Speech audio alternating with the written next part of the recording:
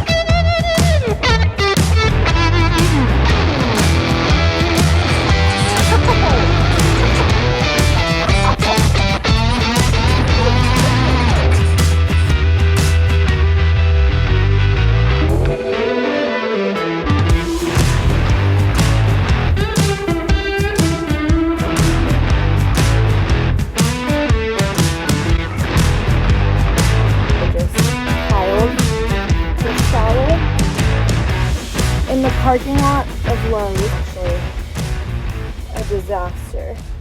Hey, long time no see. Let's catch up a bit. Even prior to being laid off, I was struggling a lot with a weird sounding question. What do people do?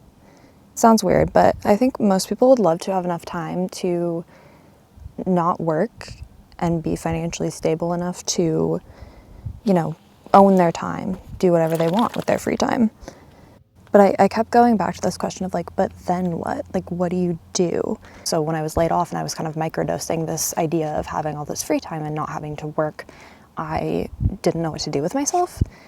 Then I read a book called 4,000 Weeks by Oliver Burkeman. And the premise is basically that you're only on this earth for 4,000 weeks. And that sounds like a long time, and it is, but it's also not that much time in the sense that you can't do everything that you want to do.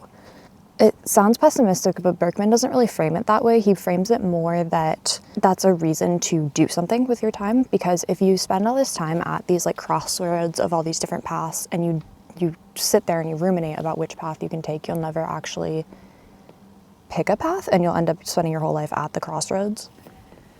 Juniper, oh, there you are. Hi, you can go inside. Too hot? You can go in.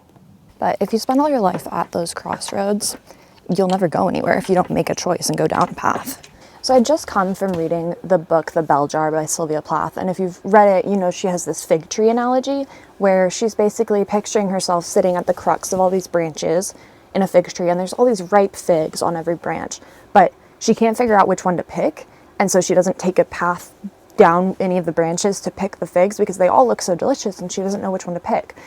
And that's, I think, so apt for all of us in our 20s. I feel like that's such a common thought process where we're we want to do so many different things, but we can't pick. And you end up kind of paralyzed, decision paralysis, analysis paralysis. You end up frozen. You can't pick because there's so many juicy figs to pick and they're all different and they all will have different tastes and different experiences and you don't know which one you want.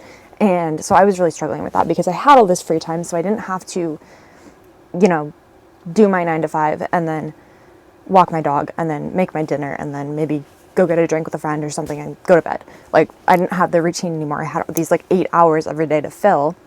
And I had so many of these passion projects that I wanted to do, but I couldn't pick any of them and I couldn't pick the identity that I wanted to create based on picking them. And so I was just kind of stuck and I was frozen. And so reading 4,000 Weeks by Oliver Burkeman really was an antidote to the fig tree problem, basically, at least for me, because Berkman basically is just pick a fig, pick any fig. You just have to pick one and you have to stick with it and be happy with that. And if it doesn't work, you can pick another fig. But if you don't pick any figs, you're going to sit on that intersection of all the branches and never go anywhere. And that's not a life worth living. And so I picked a fig. I said, I've always wanted to do van life.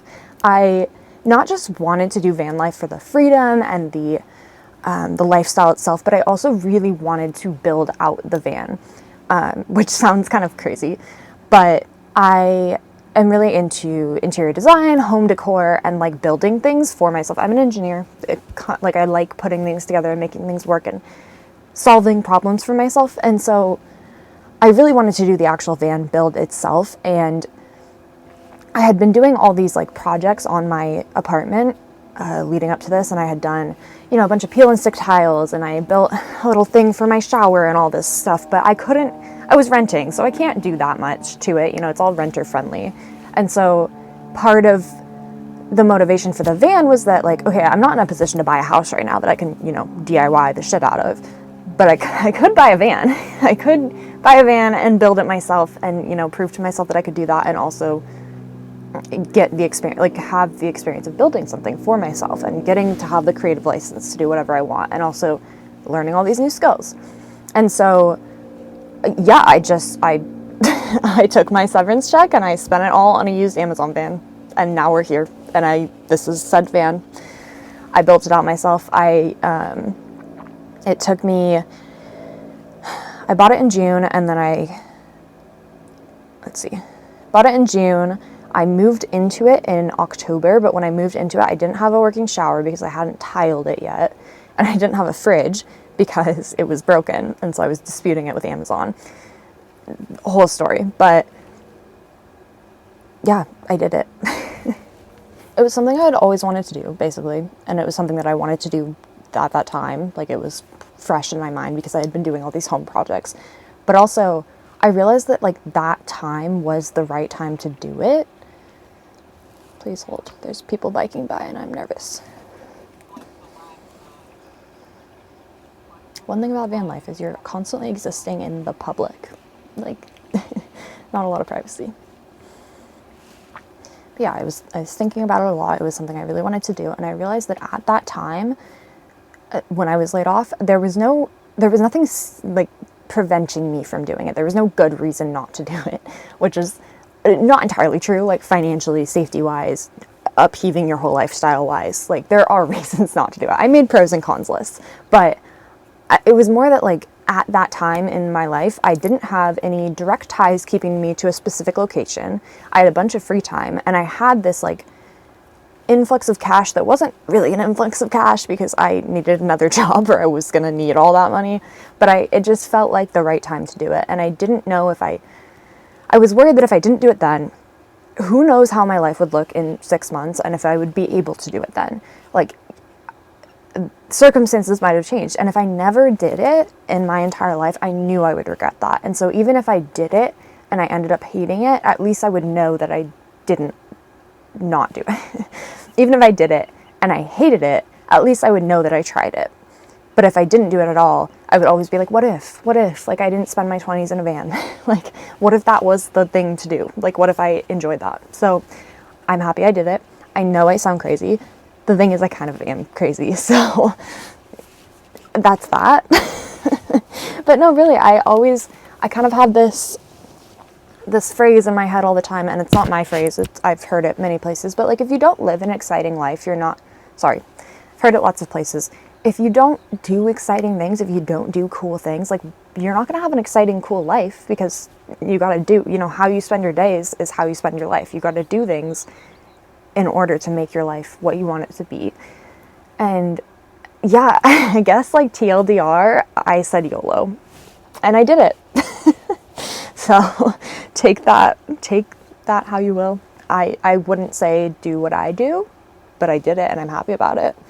And I just did it to prove to myself that I could do it, you know?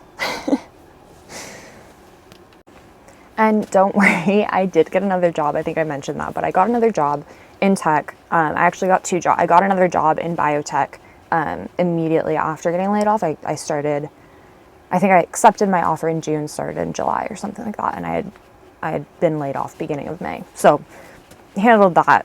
Was not worried about income. That did mean I was building the van in all my free time outside of work, instead of with this big chunk of time that I had, or I thought I had, when I was laid off.